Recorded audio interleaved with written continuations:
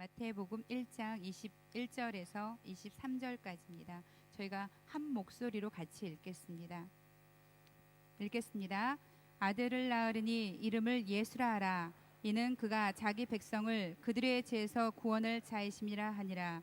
이 모든 일이 된 것은 주께서 선지자로 하신 말씀을 이루려 하심이니 이르시되 보라 처녀가 잉태하여 아들을 낳을 것이요 그의 이름은 임마누엘이라 하리라. 하시니 이를 번역한즉 하나님이 우리와 함께 계시다 함이라. 아멘. 이 시간 자리에 앉아주시고요. 이정훈 목사님 나오셔서 임마누엘이라는 주제로 말씀 전해주시겠습니다.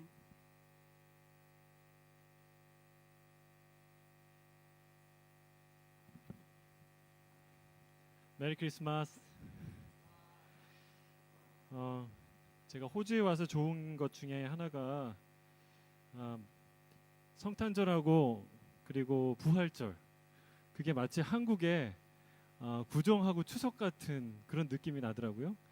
우리 구정되면 떡국 다 먹고 가족들 보고 1년에 적어도 2번은 가족 만나잖아요. 다 그렇게 가족끼리 만나고 너무 소중해서 너무너무 감사하고 이런 문화가 교회 문화였구나 이런 생각이 들었어요. 그래서 우리는 이번에 크리스마스 때 24일 날 이 자리에서 축제를 엽니다. 꼭 오시길 바래요. 그리고 성탄절에도 예배합니다. 꼭 오세요. 왜? 떡을 주니까. 그 떡 먹는 거하고 먹지 않는 거하고는 달라요. 그래서 우리가 같이 먹는 게 식구예요. 그래서 저는 저희 그 1년 중에 가장 창의적이고 가장 재미있고 가장 신나는 날 중에 하나가 크리스마스가 되기를 주의 이름 축복합니다. 그 세상 사람들이 다 그렇게 하니까 우리는 그냥 조용하게 은근슬쩍 묻어가는데 그러면 안 돼요. 여러분 연애하면은 100일, 1000일, 결혼기념일 이거 넘어가면 돼요, 안 돼요? 그럼 목숨 걸고 넘어가야 되는 거예요. 왜냐하면 그 만남을 기억하는 소중한 시간이거든요.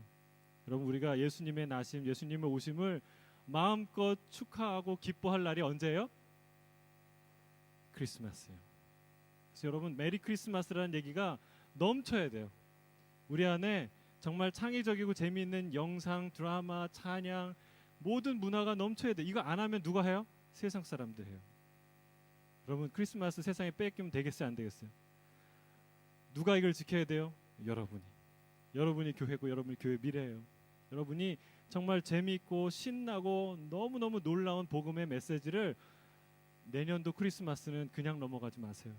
제일 재미있는 영상 만드시고 제일 재미있는 드라마 만드시고 그래서 정말 이 세상에 있는 친구들이 교회에 와보고 깜짝 놀라는 건 와 진짜 크리스마스가 여기 있구나, 와 진짜 부활절이 여기 있구나, 이런 얘기가 여러분을 통해서 우리 비전 공동체를 통해서 퍼지기를 주의 이름으로 축복합니다. 그런 의미에서 옆에 있는 사람 다시 한번 메리 크리스마스 하는데 우거지상으로 하지 마시고 하이파이브를 하시고 즐거운 목소리로 메리 크리스마스. 자 시작. 아멘 아멘 아멘 할렐루야. 교회 주보 안에 한 장짜리 간지가 있는데 교회론과 목회 철학이라는 그 이제 글이에요. 근데 이게 뭐냐면 새순 교회는 지금 어디에 서 있고 어디로 갈 것인가, 무엇을 해야 될까, 그리고 어떻게 해야 될까라는 것을 한 장으로 몇 문장으로 요약 정리한 거예요. 그러니까 이게 중요해요, 안 중요해요? 매우 중요해요. 이거는 나침판과 같은 거예요. 이걸 모르면 이렇게 그 배에 같이 탄 사람이라고 말할 수가 없어요. 그래서 여러분 이거 집에 가서 붙여놓고 묵상하고 뭘 기도해야 돼요? 이런 교회가 될 수 있도록 기도해야 돼요. 우리가 어떤 청년부를 만들 거예요? 이렇게 사람 살리는 청년부 만들 거예요. 이런 걸 꿈꾸세요. 이게 기도 제목이 돼야 되고 이게 사역의 비전이 돼야 돼요. 그래서 여러분 그 홈페이지에 들어가셔서 오늘 나준선 목사님, 담임 목사님이 선포하신 말씀 꼭 들어보시고 이게 예수님의 마음이고 이게 우리 새순을 향한 하나님의 꿈이구나, 비전이구나, 우리의 사명이구나 라는 것을 느끼고 가슴에 새기길 바랍니다. 그런 의미에서 우리 새순 비전 스테이트먼트를 한번 읽어볼까요? 우리 주보에 보시면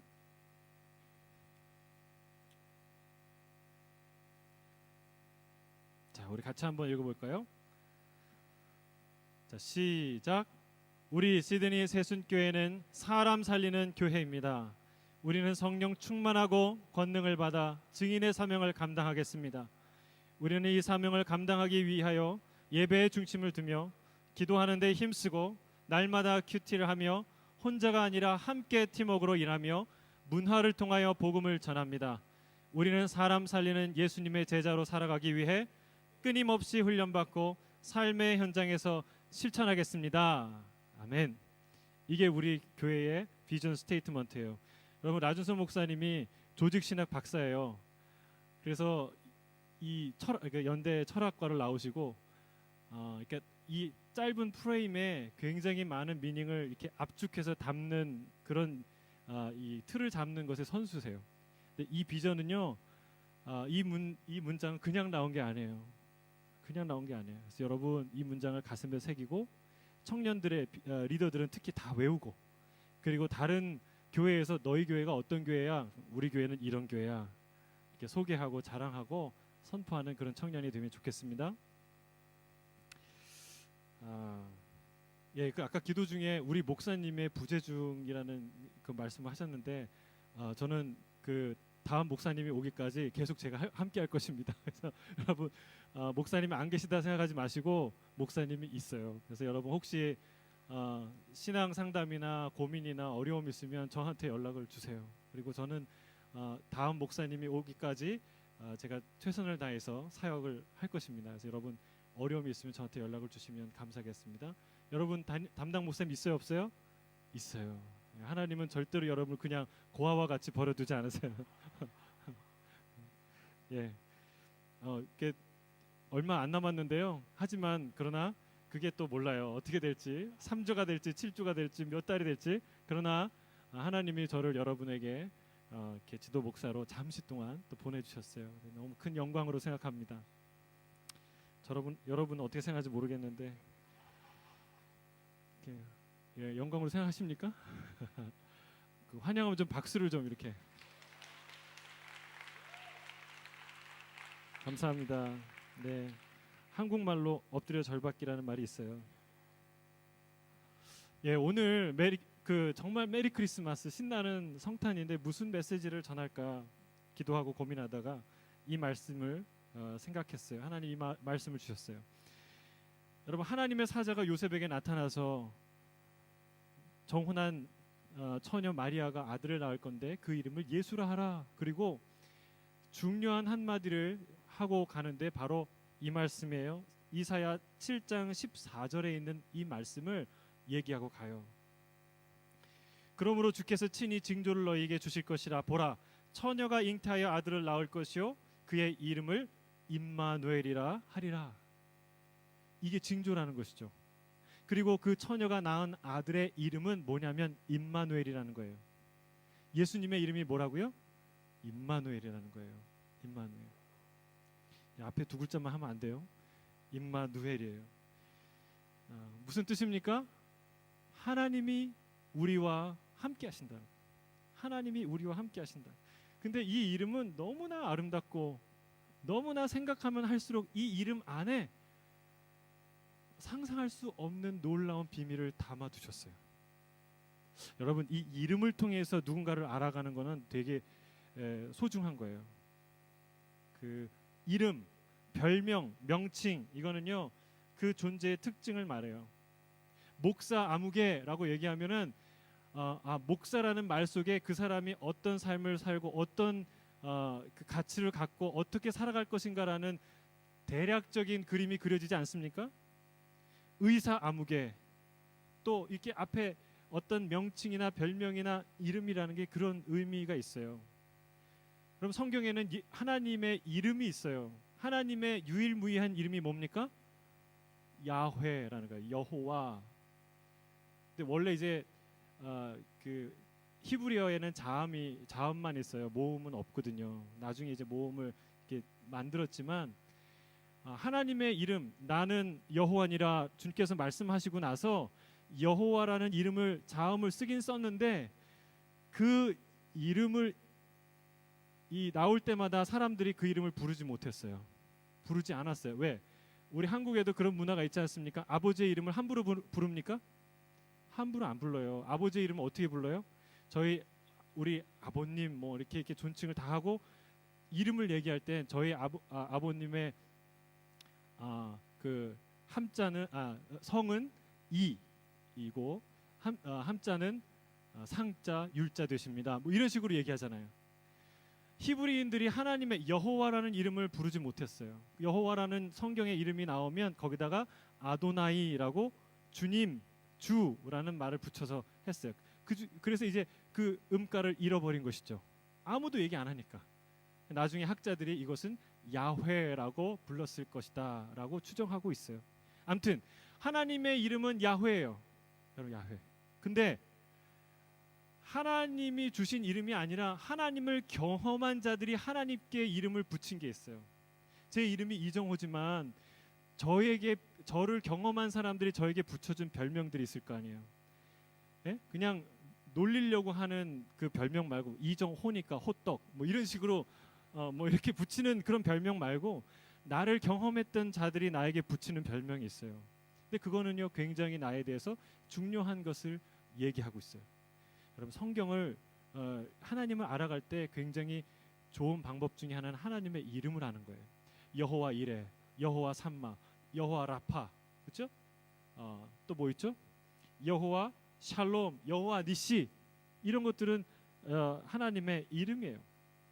자, 근데 여호와의 사자가 나타나서 예수님의 탄생을 말하면서 그분의 이름이 뭐라고 얘기했다고요? 그분은 임마누엘이다. 임마누엘. 여러분 이 임마누엘의 의미를 알면 우리가 예수님을 알 수 있어요. 하나님이 누구신지 알 수 있어요. 하나님의 마음에 뭐가 있는지 이해할 수 있어요. 임마누엘. 그분은 우리와 함께하기 위해서 이 땅에 오셨어요. 그리고 우리와 함께할 것을 준비하기 위해 가셨어요. 그리고 우리와 영원히 함께하기 위해 다시 오실 거예요. 여러분 이 함께라는 말은요 희극과 비극을 갈라놓는 아주 중요한 단어예요. 자, 결혼식, 일생일대의 행복한 시간 결혼식. 반대로 일생일대의 가장 큰 아픔과 눈물과 슬픔의 시간 장례식. 자, 이것을 구분짓는 말도 함께라는 거예요. 왜? 결혼식에 왜 기쁩니까? 이제 사랑하는 사람과 계속 함께할 수 있으니까. 데이트하다 보니까요 참 답답한 게 헤어져야 되는 거예요. 너무 사랑하는데 계속 함께하고 싶은데 집에 보내야 되는 거예요. 여러분 집에 보낼 시간에 보내시기 바랍니다. 예? 그때를 넘기면 사고 나는 거예요. 그냥 보내세요. 근데 때가 와요. 언제? 결혼식 이후에. 지겹도록 같이 살아요. 지겹지 않습니다. 행복해요. 행복합니다. 할렐루야. 네. 함께 할 수 있으니까 행복한 거예요. 반대로 왜 장례식은 슬퍼요? 사랑하는 사람과 더 이상 함께 할 수 없기 때문에 슬픈 거예요. 함께라는 단어가 너무너무 중요해요. 슬픔과 기쁨을 가르는 단어예요. 자, 성경은 결혼식처럼 우리 일생 일대의 전 인류 역사의 가장 행복한 순간을 그려내는데 그게 바로 요한계시록에서 하나님께 예배드리는 장면이에요.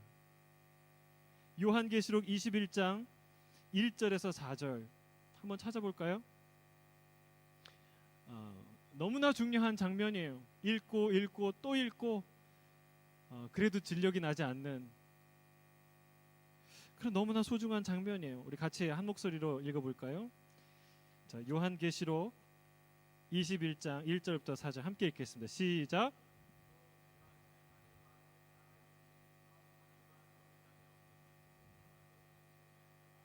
또 내가 보매 거룩한 성 새 예루살렘이 하나님께로부터 하늘에서 내려오니 그 준비한 것이 신부가 남편을 위하여 단장한 것 같더라. 내가 들으니 보좌에서 큰 음성이 나서 이르되 보라 하나님의 장막이 사람들과 함께 있음에 하나님이 그들과 함께 계시리니 그들은 하나님의 백성이 되고 하나님은 친히 그들과 함께 계셔서 모든 눈물을 그 눈에서 닦아주시니 다시는 사망이 없고 애통하는 것이나 곡하는 것이나 아픈 것이 다시 있지 아니하리니 처음 것들이 다 지나갑니다. 여러분, 세상은 종말이라고 말해요. 그러나 우리는 뭐라고 얘기합니까? 심판의 날이라고 말합니다. 종말, 심판, 사실은 다 부정적이고 무거운 이미지를 갖고 있어요. 하지만 이 날은요, 그렇게 무거운 절망적인 날이 아니라는 거예요. 어떤 날입니까? 모든 인류 역사의 정점과도 같이 빛나고 아름다운 날이에요. 예를 들면 월드컵에서 가장 빛나는 시간이 언제예요? 하이라이트가 언제입니까? 결승전, 그렇죠? 시상식. 마치 그런 타임이 바로 이 타임이에요. 하나님의 나라가 임하는, 하나님의 영광이 드러나는, 가장 흥분된 마음으로 만끽하는 순간이 될 거예요. 온 인류 전 역사상 존재했던 모든 사람들이 다 지켜보는 가운데 그 영광스러운 하나님의 나라가 임하게 될 거예요. 우리가 지켜볼 거예요. 공상과학 소설이 아니라 하나님의 약속이에요. 여러분, 우리가 뭐 때문에 예배해요? 이것 때문에 예배해요. 이 영광 때문에 예배해요. 이걸 꿈꾸기 때문에 선교하는 거예요. 이 놀라운 장면을 예고하는 것이 요한계시록이죠. 뭐라고 얘기합니까? 처음 하늘, 처음 땅, 그 보는 바다도 다 사라질 거라고 얘기해요. 여러분, 충격 아닙니까? 저 하늘이 사라진대요. 땅도 사라진대요. 바다도 사라진대요. 그 아름다운 시드니의 이 호주의 바다가 다 사라진대요. 그렇게 평생 살고 싶은, 한 평이라도 더 가지고 싶은, 하루라도 더 놀고 싶은, 그곳에 살고 싶은 그 아름다운 대자연이, 하늘과 땅과 바다가 사라진대요. 충격 아니에요? 근데 더 놀라운 충격이 뭐냐면 그것보다 더 아름다운 세상이 온대요. 그것보다 더 아름다운 세상이 온대요. 여러분, 이게 가슴에 와야, 이걸 깨달아야 노래하고 찬송하죠. 그렇죠? 뭘 찬송합니까? 우리의 흥에 겨워서? 아니에요. 여러분, 크리스마스 선물은 왜 줍니까? 크리스마스는 왜 기쁩니까? 선물을 주고받아서 기쁜 게 아니에요. 하나님께 받은 은혜가 크기 때문에, 예수 그리스도가 이 땅에 나셨기 때문에, 우리에게 구원이 펼쳐졌기 때문에, 그 기쁨 때문에 주는 게 선물이에요. 그럼 예배는 뭐예요? 우리가 예배를 잘 드리면 은혜를 받는 겁니까? 아니에요. 은혜를 받았기 때문에, 말로 다 할 수 없는 은혜를 받았기 때문에, 그 은혜 때문에 노래하는 거예요. 여러분, 왜 우리가 찬양해요? 이 비전이 있기 때문에, 이 꿈을 우리가 꾸기 때문에, 그 약속을 하신 그 예수님의 약속이 믿어지기 때문에, 그것이 사실이라고 믿기 때문에 찬양하는 거예요. 너무나 충격적인 일이에요. 사실 가만히 생각해 보세요. 이 세상이 사라지는 것도 충격적이에요. 그러나 그보다 더 아름다운 세상이 온다는 것도 충격적인 일이에요. 성경은 이렇게 얘기합니다. 그 모습은, 하늘나라가 임하는 모습을 뭐라고 얘기합니까? 신부가 신랑을 위해 단장한 것 같다라고 말하고 있어요. 여러분, 신부의 가장 아름다운 날 중에 하나가 언제일까요? 바로 이 날이에요. 결혼하는 날, 꽃단장하는 날, 일주일 혹은 한 달 동안 이 피부 관리 받잖아요. 몸매 관리하잖아요. 뭐 안 할 것처럼 그러시지 마세요. 가장 아름다운 날이 신부가 신랑을 위해 준비하는 그날이에요. 근데 하나님의 나라가 임하는데 그 나라의 모습이 마치 신부가 신랑을 위해 자기의 온갖 미모와 아름다움을 다 준비하여 드러내는 것과 같이 그런 모습으로 이 땅에 온다고 말하고 있어요. 와, 여러분, 우리 이 얘기를 들으면 땡 잡았다 이런 생각 안 드세요? 할렐루야. 어려운 용어를 자꾸 얘기해서 죄송합니다. 예, 정말 행운이다 이런 것을 땡 잡았다라고 이렇게 얘기를 해요. 죄송해요.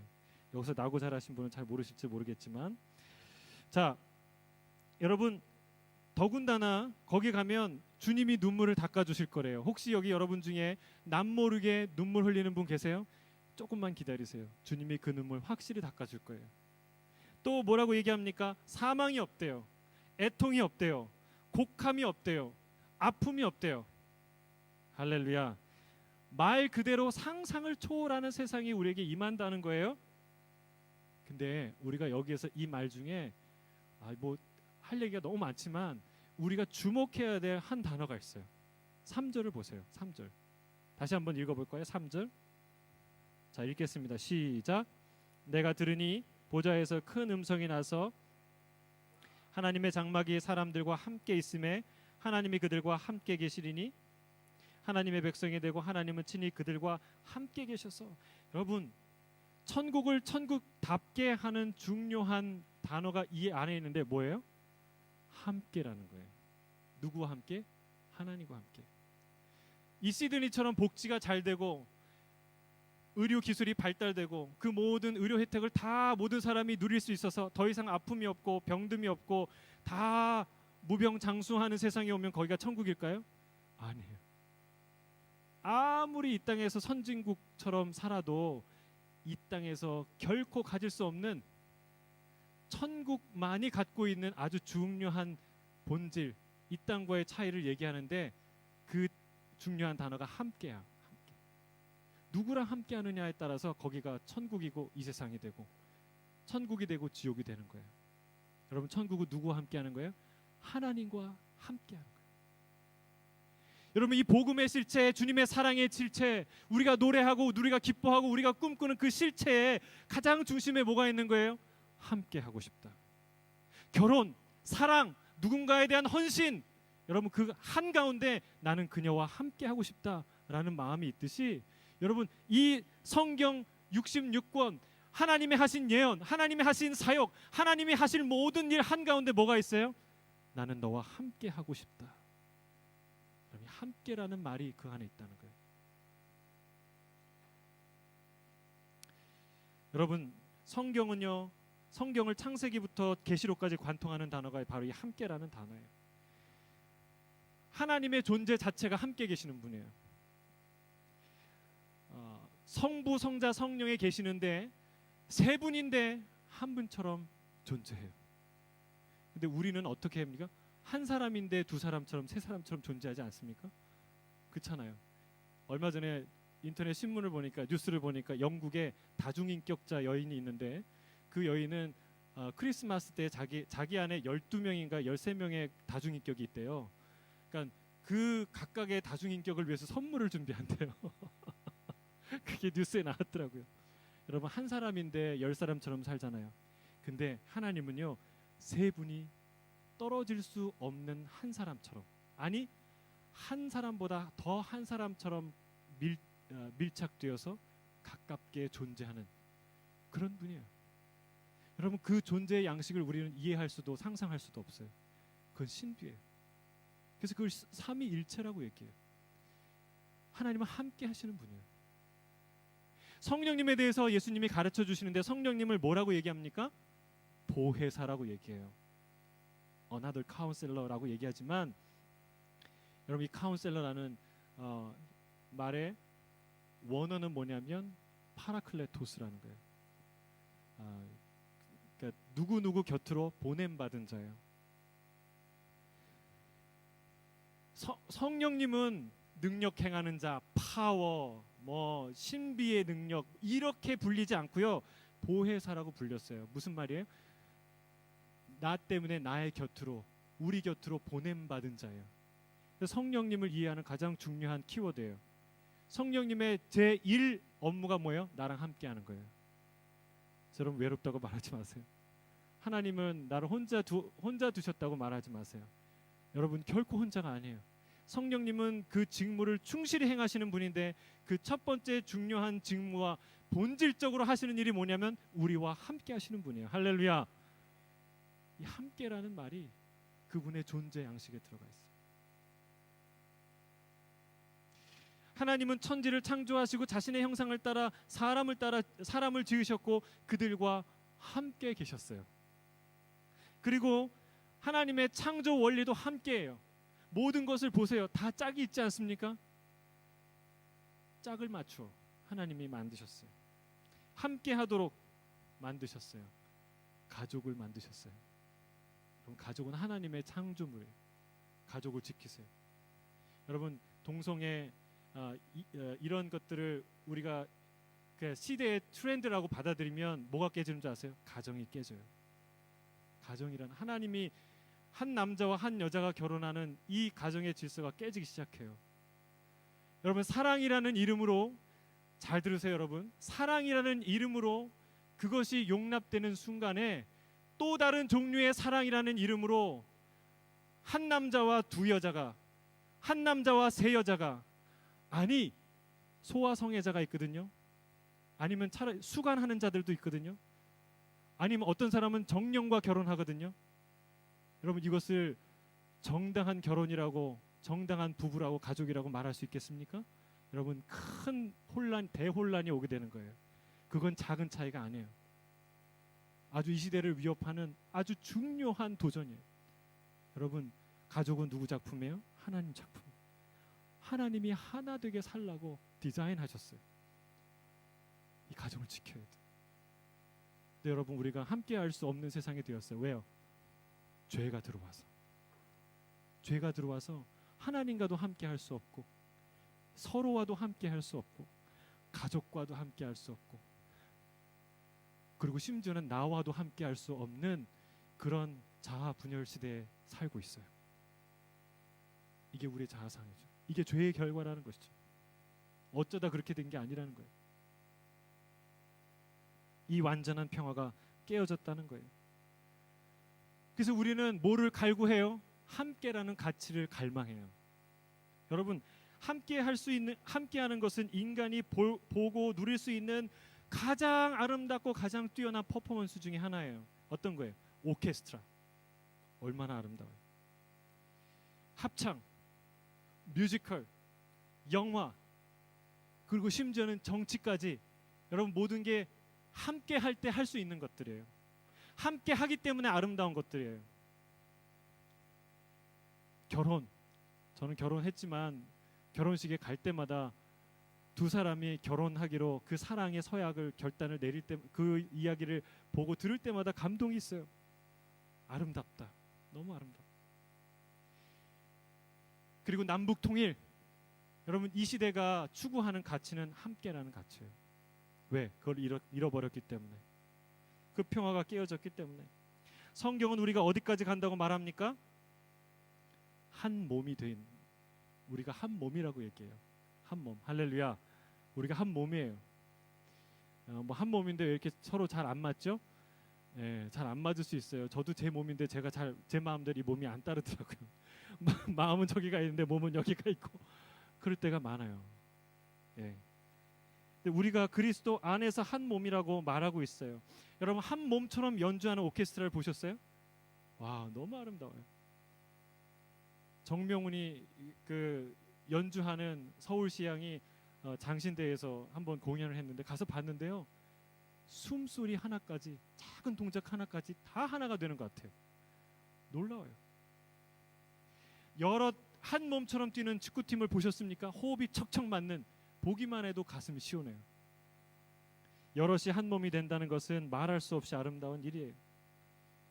근데 죄로 인해 깨진 게 바로 이 함께라는 가치예요. 더 이상 우리는 함께할 수 없어요. 부부인데, 연애인데, 연애하고 있는데, 연인인데 함께하고 있지만 외로워요. 그게 왜 그럴까요? 우리 안에 죄가 있기 때문에 그래요. 그 시 중에 그런 시가 있잖아요. 그대가 곁에 있어도 나는 그대가 그립다. 처음 들으세요? 얼마나 멋진 시예요? 예? 단 한 문장인데, 시가 단 한 문장인데 가슴을 흔들잖아요. 되게 멋있는 것 같은데 가만 생각하면 참 슬픈 거예요. 우리가 함께하는 법을 잃어버렸어요. 여러분, 우리 함께하는 것을 다, 함께하는 법을, 함께하는 그 축복을 다 빼앗기고 깨진 이 세상에 그 함께하기 위해서 내려오신 분이 누구예요? 예수 그리스도예요. 그 함께하는 놀라운 기쁨을 우리가 시키기 위해 자기의 몸을 주신 분이 예수 그리스도예요. 그리고 천국이 임하는 날, 그리고 주님과 우리가 함께하는 날, 그때 우리는 비로소 함께한다는 것이 무엇인지 깨닫게 될 거예요. 함께의 기쁨이 무엇인지 깨닫고 누리게 될 거예요. 그게 천국이에요. 이 땅에서는 그 천국에 대한 갈망이 있을 뿐이에요. 여러분, 이 고통, 함께하지 못하는 고통을 가장 많이 누린 분이 누굴까요? 여러분이라고 생각하세요? 오산이에요. 하나님이세요. 자식이 아프지만 자식보다 더 아픈 존재가 누구예요? 엄마예요. 아빠예요. 안 믿어지시죠? 자식을 낳아보세요. 자식을 잃은 어미의 마음처럼, 먼 타향으로 보낸 아들을 애타게 기다리는 아버지처럼 그분은 우리와 간절히 함께하길 원하셨어요. 우리와 함께하길 원하시는 하나님의 마음은 성경에 너무 많이 나와 있어서 제가 일일이 다 찾을 수가 없어요. 찾을 수 없는 게 아니라 시간이 안 된다고요. 그 중에서 가장 시적으로 주님이 우리를 향해 하신 말씀이 어떤 말씀이냐? 아가서 2장 10절에서 13절 이렇게 말하고 있습니다. 나의 사랑하는 자가 내게 말하여 이르기를 나의 사랑 내 어여쁜 자야 일어나서 함께 가자. 겨울도 지나고 비도 그쳤고 지면에는 꽃이 피고 새가 노래할 때가 이르렀는데 비둘기의 소리가 우리 땅에 들리는구나. 무화과 나무에는 푸른 열매가 익었고 포도나무에는 꽃을 피워 향기를 토하는구나. 나의 사랑 나의 어여쁜 자야 일어나서 함께 가자. 이게 우리를 향해 부르시는 하나님의 노래예요. 아버지의 마음이에요. 크리스마스 임마누엘의 하나님을 생각할 때 기억해야 될 주님의 말씀이에요. 자, 여러분, 인간은 이 하나님의 사랑에 그토록 구약부터 신약까지 노래를 불렀지만, 그토록 날마다 하나님이 그 사랑에 콜링을 했지만 이 부르심에 응답하지 못한 것이 우리입니다. 그리고 그분의 손을 놓고 그분께 등 돌린 자가 우리죠. 다른 길을 걸어갔어요. 우리 안에 부패해서 늘 부정한 길을 가는 우리를 아시고 마치 바람든 여인처럼, 바람든 남자처럼 자신의 사랑을 잃어버리고 다른 데로 늘 생각이 정하지 못함, 그런 사람처럼 우리의 마음이 부패해 있다는 걸 주님이 아시고 우리 안에 새로운 약속을 하십니다. 새 언약을 맺습니다. 예레미야 31장 31절부터 33절까지의 말씀이에요. 중요한 말씀이니까 우리 같이 한번 찾아보겠습니다. 예레미야 31장 31절부터 33절까지의 말씀.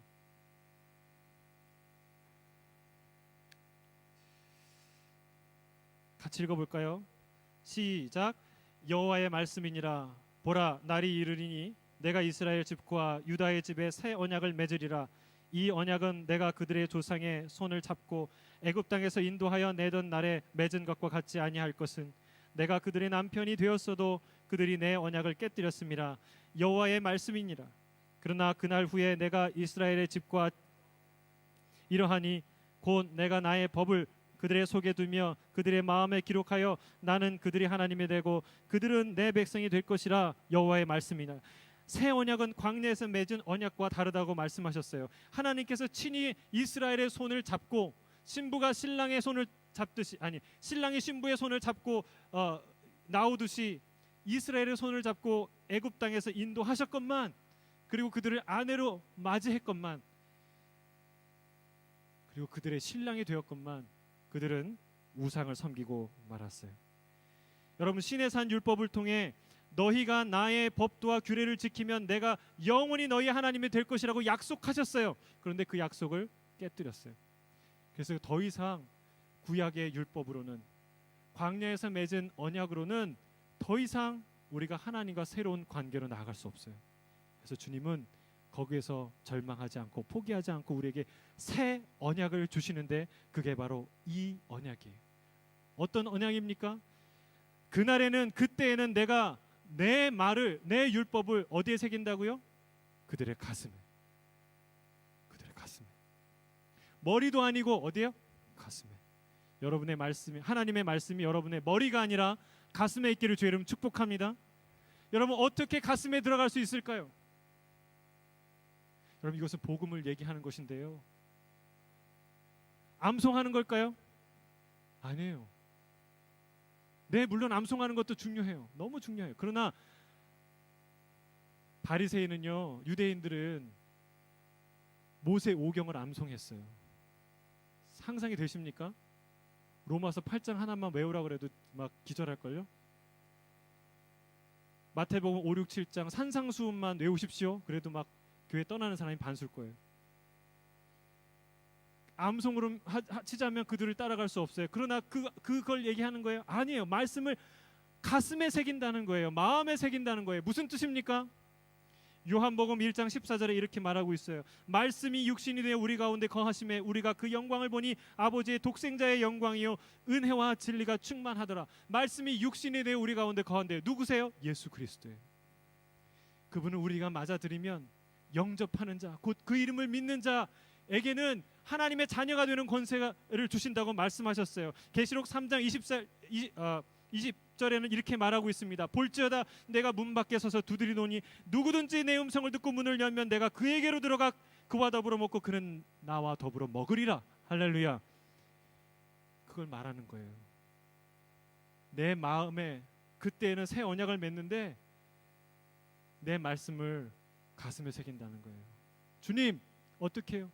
예수 그리스도가 내 안에 들어올 때, 주님이 내 안에 거하실 때, 말씀이 육신이 되어 우리 안에 거하신 그 예수 그리스도가, 인격체이신 말씀이 우리와 함께 하신다는 거예요. 할렐루야. 그러면 어떻게 된다고요?